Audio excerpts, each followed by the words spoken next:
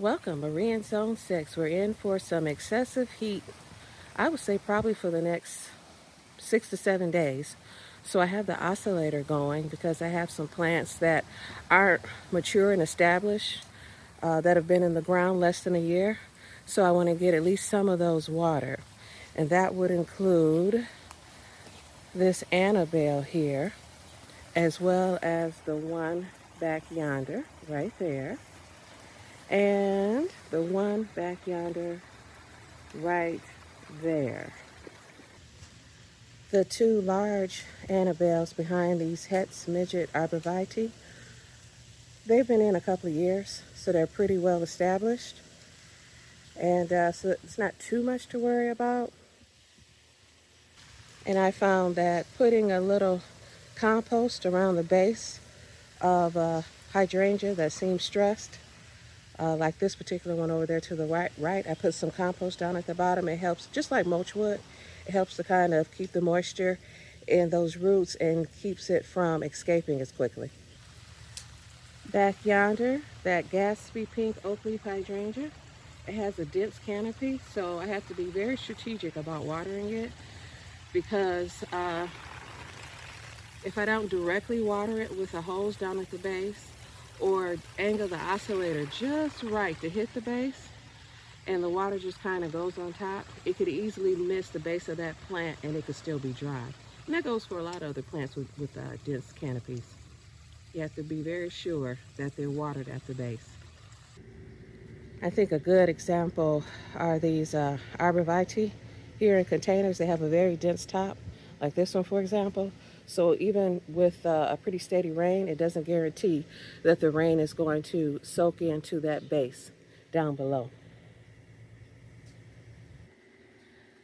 The panicle phlox is starting to bloom. So exciting. I think it's almost the exact same color as this classic wave petunia. Usually I like a bit of contrast, like purple and pink, but it's fine because I really wanted to put these easy waves here. So matching isn't terrible. It can be a good thing. Over to the left, I'm hoping to get some blooms on the new growth from my endless summers. Since the old growth didn't do well and I cut it back, we had the weather wasn't so great at the beginning of spring, as far as there was a lot of fluctuation in the temperatures. But this is my oldest quickfire, and it's really starting to bloom. This is a plant that does well in part shade and will give you lovely blooms. No worries. Few blooms left on the new dawn over here. Such a pretty color. That pink goes well with the purple weeds coming over from my neighbor's yard, that pink and purple. The little quickfire will be in full bloom soon. So exciting. Those crazy Tunia Cosmic Pink, I think is the name, I put in the ground because they weren't doing well in a container for me. For whatever reason, I'm not that great with them in a container. They seem so happy in the ground. Just so happy. What beauties.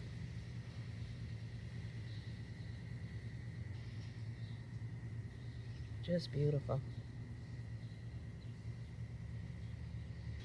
Above, there's that sublime hydrangea. That one's been in the yard a couple of years, or close to it. I love the little tiny pink dots in the center. That is so pretty. I think those are florets, they're called. That little pink dot in the middle of the floret. Oh, look. There's a bumblebee. Hi, Bumble. Hey, cutie.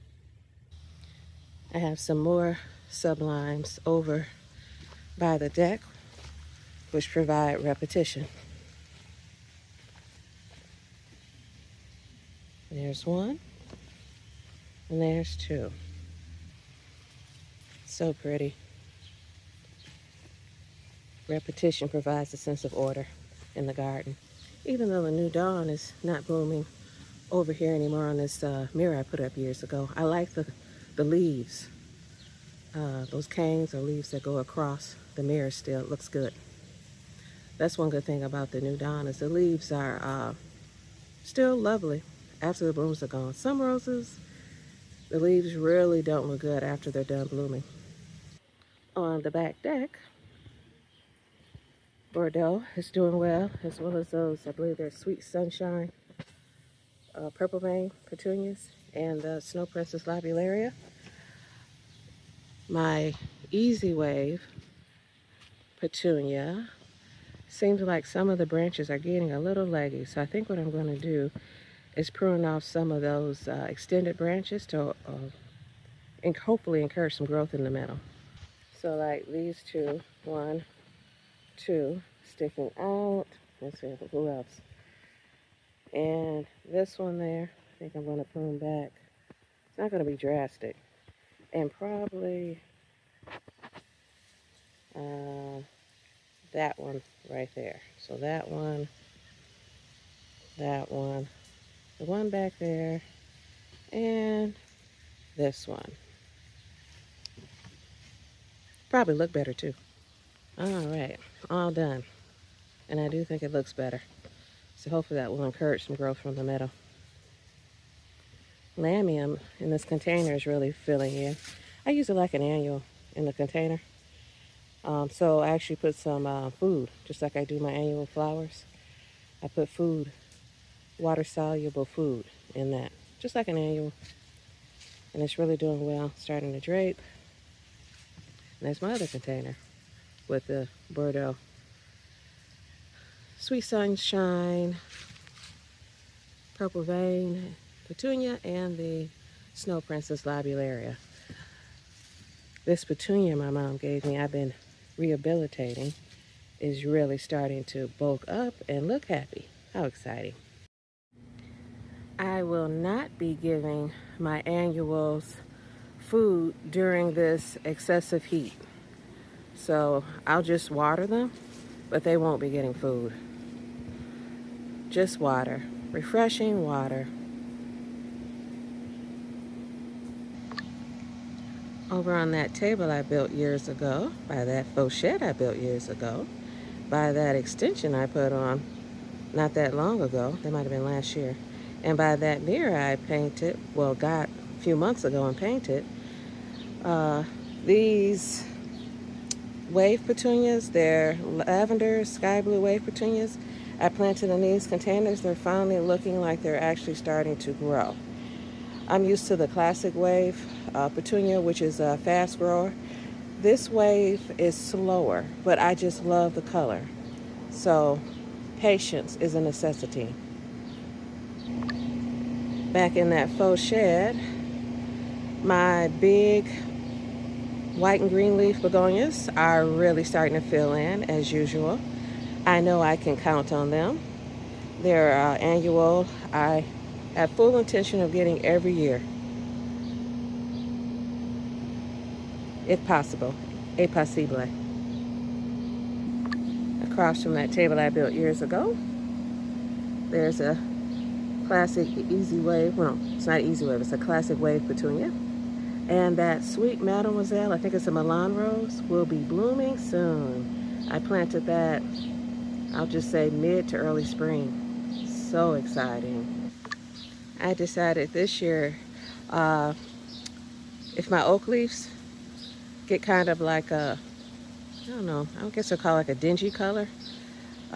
Usually they go from white to kind of a pink, but sometimes after that they can get kind of like a dull color. I decided this year I'll just probably cut the blooms off because the leaves are so beautiful.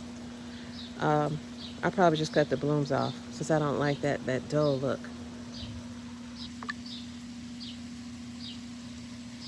What a beauty. Here's a little garden tip.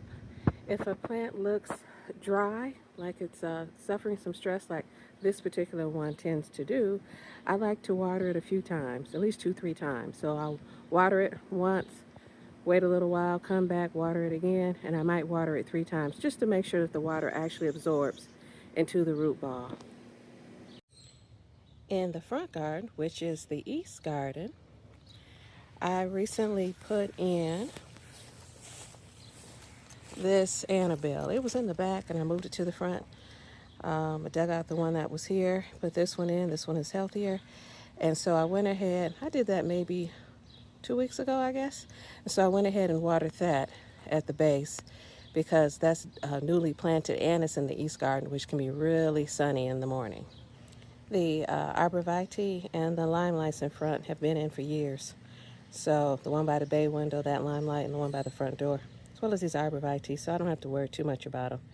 I was watching one nurseryman, and he said that if your grass starts to turn yellow, you may need to give your panicle hydrangeas some water. But that probably won't be anytime soon. Two of my favorite perennials, catmint nepeta, Walker's Low, and Maynite salvia. That's my favorite salvia. Absolutely love that color purple. The snowdrift super petunias are starting to come over the front walkway, also including by the steps. And that's my goal every year, is to have my annuals cascade over at least part, not all, but at least part of my front sidewalk, which creates a welcoming feel. My first year with this Snow Princess lobularia, loving it in that container. And I'm also loving this Stormburst Superbena in my first year with this Mini Vista Super Petunia, which I like a lot. It's my first year with these Easy Wave white petunias, and I absolutely love them. They're growing quickly. I didn't put them in that long ago. They have lots of blooms. They're just gorgeous. Absolutely love them. Thanks for watching, and toodles.